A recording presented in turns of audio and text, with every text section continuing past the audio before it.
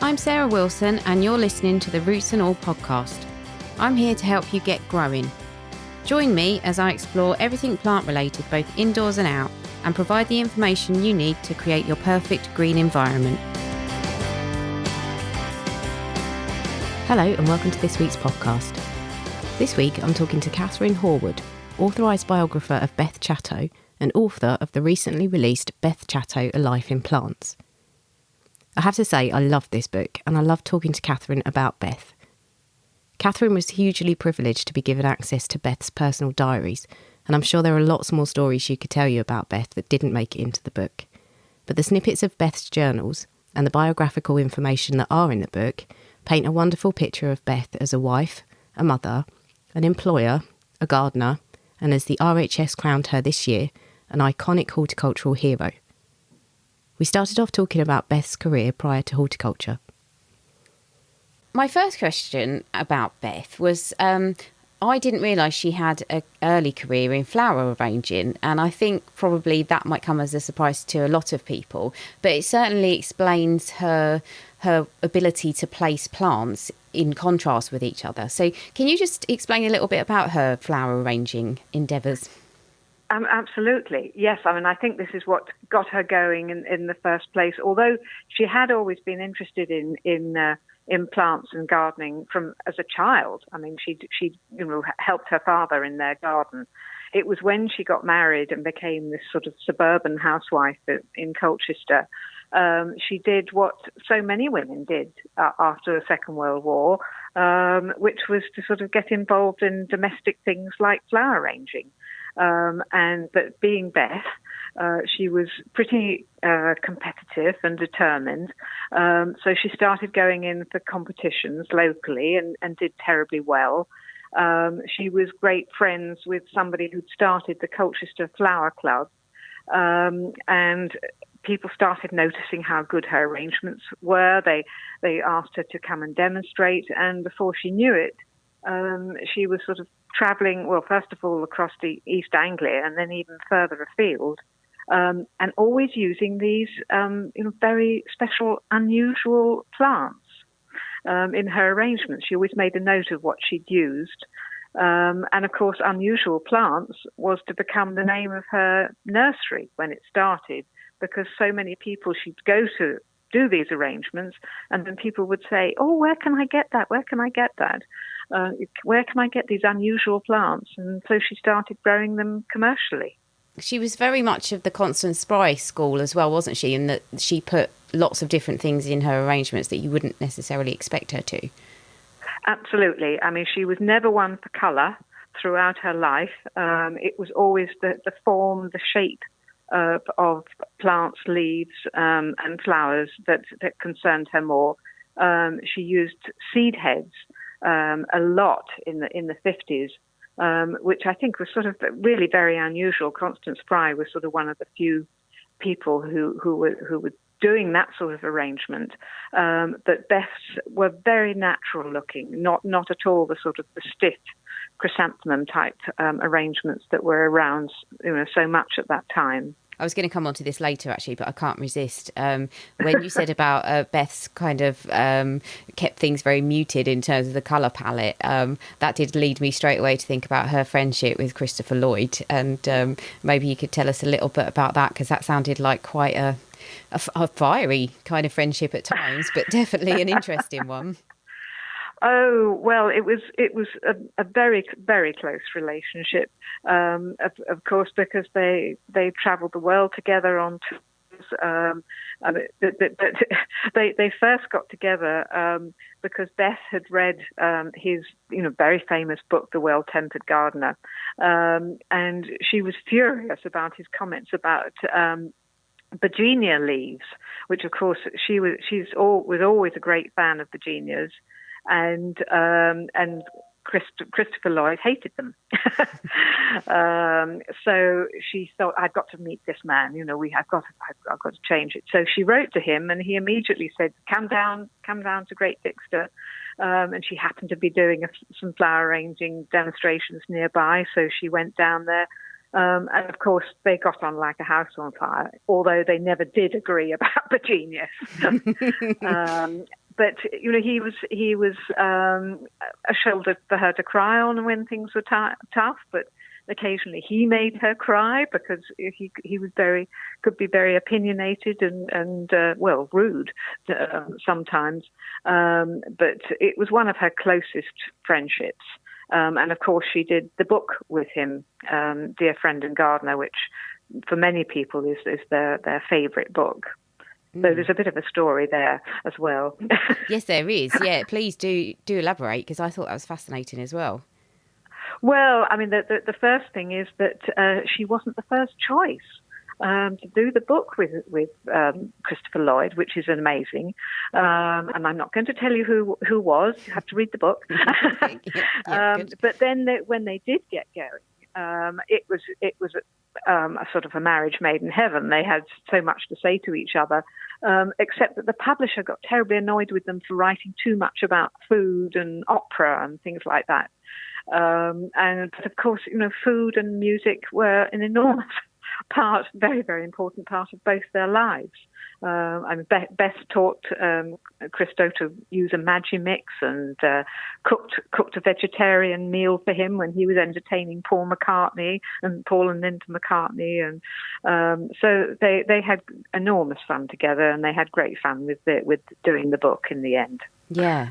Whenever I've been to a talk with Fergus, quite often he does refer to Beth, and he's often got a slide in his talk with Christo in some gaudy shirt standing next to some plant that's a completely clashing colour, and he said he used to take great delight in going having the pictures taken and then sending them off to Beth or showing them to her.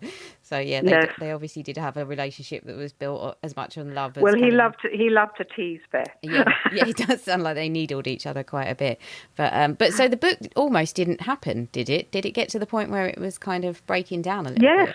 Yes, it did. I mean, they were arguing. Well, there's two arguments. First of all, with the publishers, but also between themselves, that they couldn't sort of quite agree. And in fact, it was Fergus had to sort of come along and make peace. But their relationship was always a bit like that.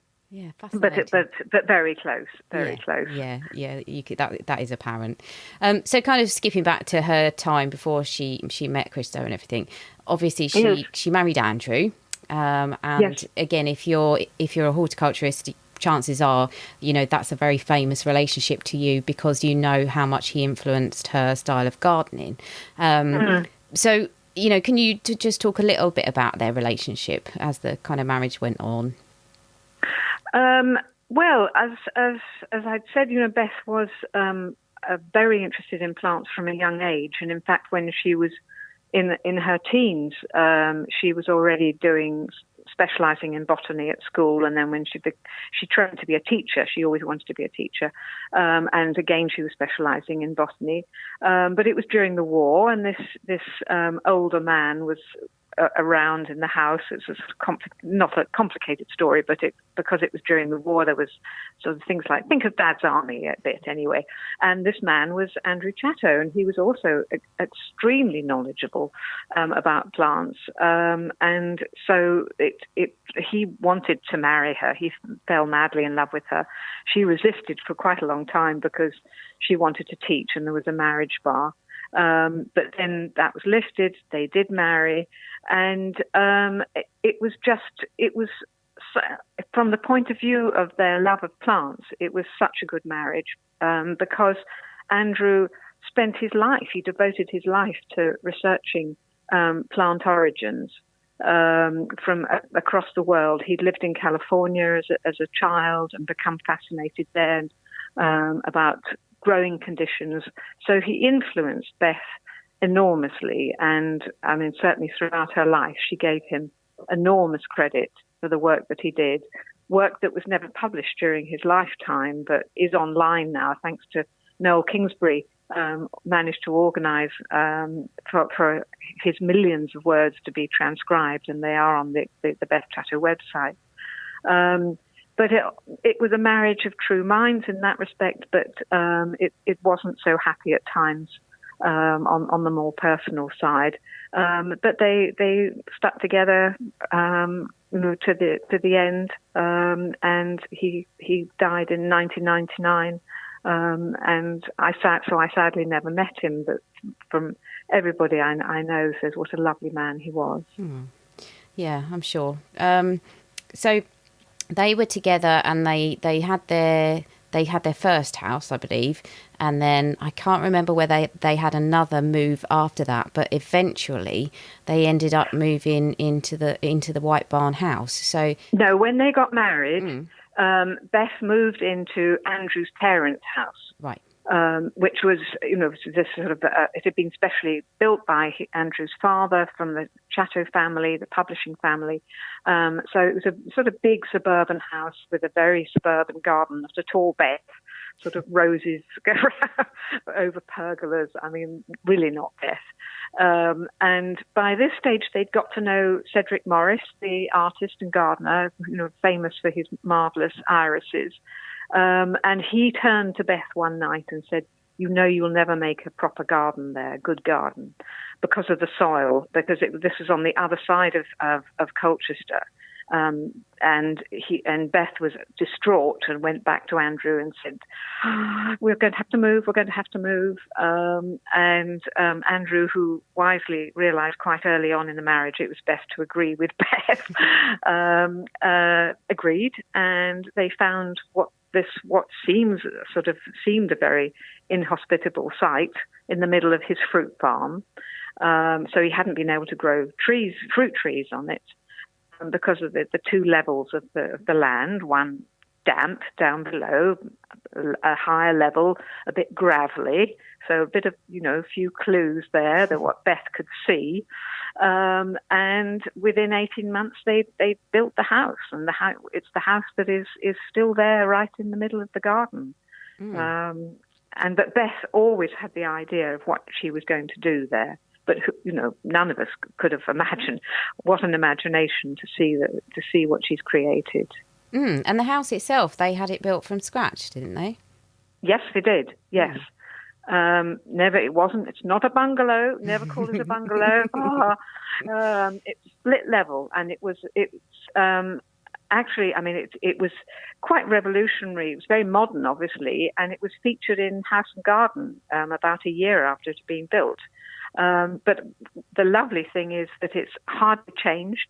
If you look at photographs, if you get we are trying to sort of open the house occasionally now for people to come in and see, Beth's book collection and things like that. And it's almost exactly the same as it was in 1960. And of course, it looks enormously trendy now, but that wasn't in their minds when they built it. No.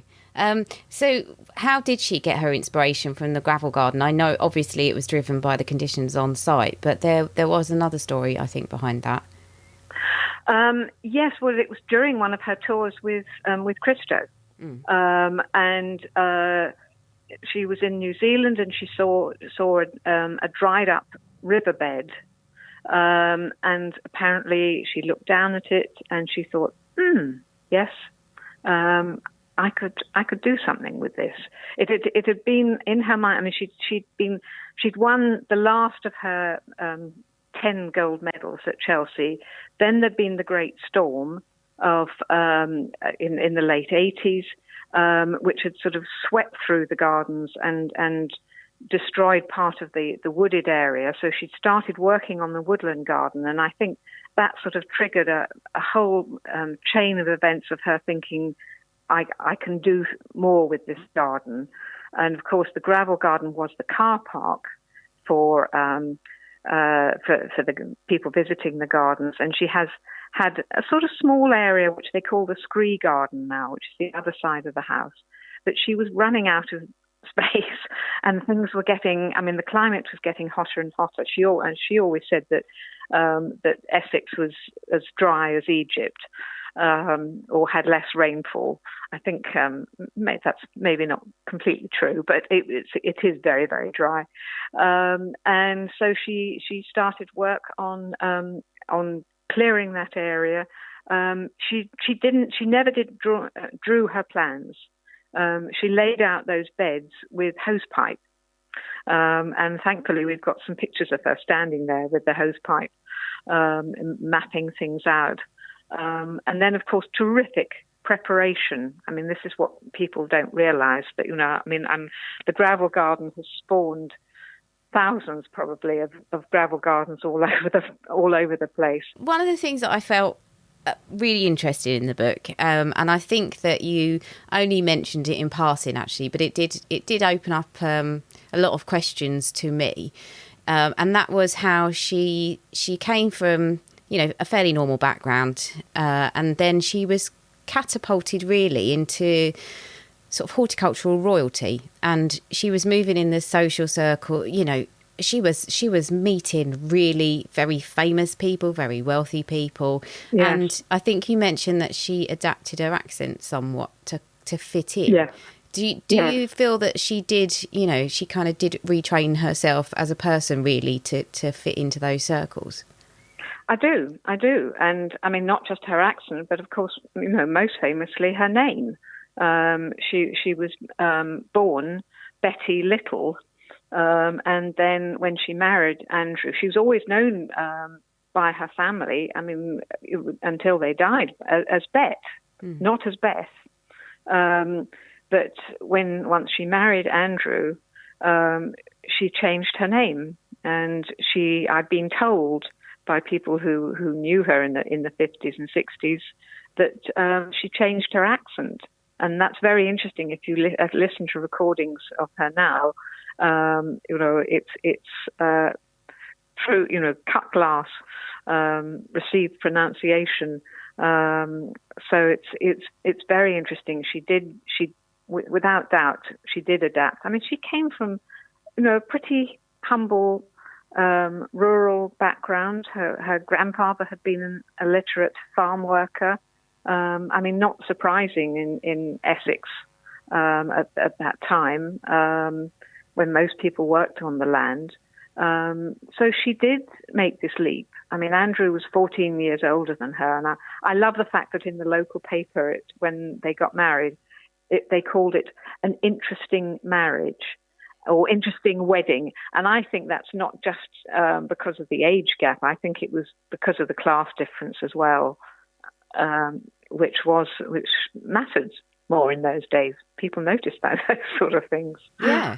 Do you think she changed as a person as well, or do you think she stayed the same, Beth or No, Betty? I don't think so. No, I think from what I've gathered from her family and diaries and all the people I've spoken to, is that she was always very determined. And as a child, and she was extremely bright at school. I mean, when she went to school, she'd read all the books they gave her. She said, no, she was way ahead of that. No, I don't think she changed that much. I mean, maybe not consciously. She dealt with people very well, I think, wherever they. I don't think it ever fazed her, for instance, meeting the Queen. In fact, I think she mentioned that in her diary. She actually said she felt quite sorry for her one year seeing her, but in a sort of such a nice way. So no, I mean, she wasn't a snob. But she was a very good communicator. And I think anybody who sort of remembers her will know that. And of course, that comes through in her books as well. How brilliantly she wrote about plants. You just knew that this is somebody who'd grown them all herself and knew the conditions they liked. Yeah, I like that. I like that authenticity as it comes through. It's the same with Christopher Lloyd's writing. You cannot fail to know that they have been there and done it, which is, yes. it's a lovely thing to read when you're trying to learn. But going back to the sort of class thing and her adapting to suit her surroundings a little bit, it really struck me how when she was, kind of being awarded lots of different, various awards, that it made me think she was unusual as not just in as much as the background that she came from, but also the fact that she was a woman. Yes. I mean, it was pretty groundbreaking. I mean, everything that she did in the horticultural world was groundbreaking, as you say. I mean, not just as a person, but as a woman. She was the first woman to win all those golds. I mean, it was a record that I don't think was broken until Jacka McVicker, started winning golds. It wasn't something that she was particularly aware of. She just got on and did it. So I don't think she never sort of saw herself as a feminist or someone who should, pioneer women's rights in horticulture. That wasn't sort of her style. No. I mean, she was very beautiful as well. So she sounds almost like she was a little bit of a iron fist in a velvet glove. I don't think she brooked any kind of nonsense from people. Oh, absolutely not. I mean, as I was told in confidence, she could make grown men cry, and that was from a staff member. And there's a sort of the famous saying about her. There's a wrong way of doing things and the best way of doing things. You just. So she was very determined in that way, and she was very beautiful and attracted a lot of men through her life, but did have a long-term relationship with a neighbour, but that didn't work out because, I mean, he didn't have Andrew's knowledge and their joint love of plants. I think it's very significant that one birthday, Andrew gave her a record of Mahler, the Mahler symphony, and the Beth's lover gave her some perfume and I won't say it was sexy underwear. I don't know it was sexy underwear, but it was. So she had different relationships in her life. Yes, I mean, I did sort of feel, a little bit sorry for her because it just seemed like such a tangled web, and especially not just the web in as much of the relationship with her lover, but also the wrangles they had over the various boundaries and things. I mean, that must have been really trying. Yes. Well, I think it's it was complicated by the fact that he was an immediate neighbour. I mean, she had a lot of boundary problems with a lot of her neighbours for various reasons. I mean, the council and all sorts, and obviously farmers were very interested in water and controlling water and things like that. And, I mean, running a nursery business is very difficult, as it is now, and always was. And Beth, because Andrew was quite a bit older than her and his health wasn't good, she did become the main breadwinner. So she always was sort of kept shouldering that burden. It took its toll on her health. She did have periods of depression, but it was, on the outside, you wouldn't know that. No, I can only imagine. I mean, obviously that was her pride and joy, and to have anything threaten that must have been really, really devastating. Yes. I was just going to actually go back to what I was saying about her rewards and things, because she did actually gain very great recognition within the world of horticulture worldwide. Can you sort of talk about some of the highlights of that? Beth travelled around the world. I mean, one of the highlights was in Australia, and she was announced just as Beth, and she rather loved that she was known just by a single name, and I think probably only her and Christo were like that they were instantly recognisable. But she travelled widely across America lecturing, and regularly visited Europe. She had a lot of contacts in Germany, and I'm absolutely delighted that the book has been published. There's a German edition, which is doing very well, and people are amazed by this, that Beth is known in Germany. But actually, the German style of gardening now is very similar to Beth's. And I'm in Holland as well, and of course we sort of think of Pete Udolf, but Pete used to visit Beth's garden and nursery many years ago with his young family on his way back to Holland, and fill his car up with Beth's plants. Wow. So look very closely the next time you see a Pete garden, because it is full of Beth's plants. Yeah, well, understandably. I mean, the nursery produces, fantastic plants and fantastic, species. So I'm not they're surprised. really proud that they produce 90% of their own plants. Yeah, which is a massive achievement.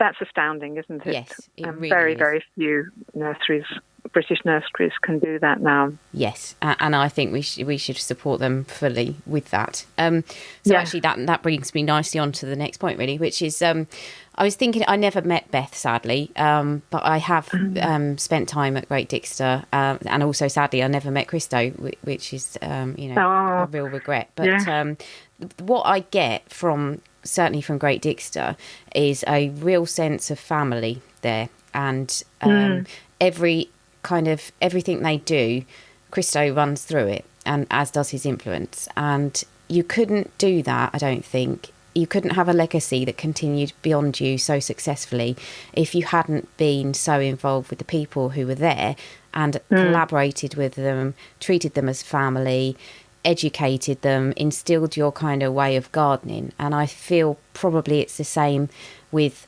Beth, because her nursery continues, her garden continues, and her legacy continues through the Beth Chatto Education Trust. So, yes. Can you just talk a little bit about the legacy she has left behind? Well, it's a different legacy to Dixter in some ways, but it's a marvellous legacy in many of the same ways. The idea a few years ago, I think it's about 10, no, maybe not 10 years ago, about 8 years ago, the business, Beth was getting older, the business was struggling a bit, and there was no Fergus at Beth's garden, though he had worked there briefly. But that's another story. But there was no Fergus. But at that time, Beth asked her granddaughter, Julia, if she would come and help out at the garden. Now, Julia isn't a gardener, but she's a very good businesswoman, and she came in and she really helped regenerate the business, the nursery, and the garden, but always with Beth's blessing. And it was marvelous that she did that. And now, while in the last 2 years of Beth's life, they came up with the idea of the Beth Chatto Education Trust, because, as I said, Beth always wanted to be a teacher. She was a teacher, great communicator, and she thought it was so important that the message of growing plants, but of young people particularly, being in touch with nature, learning about plants. And so she set up this charity, which is now thriving, and we're very proud to have some of the really great names as patrons, people like Dan Pearson, Fergus, of course. And this is a whole new strand to the garden, and things are really healthy there. It's very, very exciting for the future. Beth, obviously the garden was key to her, but as you said, her staff also were family to her, and that was always her main concern as well. That the staff, many of whom have been here, despite the fact that she was strict, but she inspired such loyalty, and most of them have been there throughout their working life. They loved her, and she's still there as Christo is at Dixter. Beth is you feel she's just around the corner somewhere. Thank you to Catherine for taking part in the interview and for writing this lovely book. Thank you to you for listening, and thank you, Beth.